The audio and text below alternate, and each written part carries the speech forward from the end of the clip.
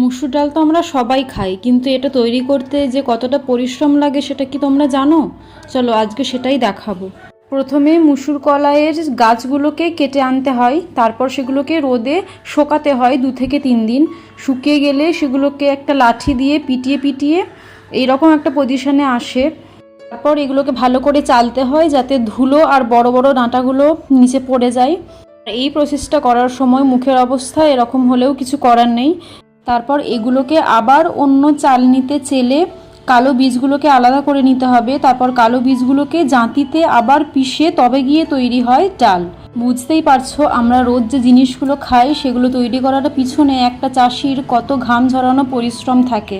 এই যে বীজগুলো লাগিয়েছো ওগুলো কেটে আনা, তারপর সব কি ঝাড়া, আরে ওইগুলো করার থেকে তার থেকে আলু লাগালে তো কাজ দিত। আলুতেই যে পয়সা পাবি তার তো কোনো মানে নাই। আলুতেও তো নাও বিক্রি হতে পারে, যে এবছর আলুর দাম নাই। এখন লাস্টে এখন বিক্রি হবে না মাঠেতেই থাকবে গাদা দিয়া, সেটাও তো ঠিক না। তো শরীরের কষ্টটাও তো একটা আছে, ওটারও তো দাম আছে। হ্যাঁ, শরীরের কষ্ট নাই। এরকম কখনো হয়েছে মানে আলুগুলো লাগাতে যেই খরচাটা হয়েছে তার থেকে বিক্রি করে কম টাকা পাওয়া গেছে? হয়তো এক এক বছর হয়তো ভালোই পাওয়া গেল আলু বিক্রি করে, দাম থাকলে। চাষিদের তো খাটালি শেষ নাই।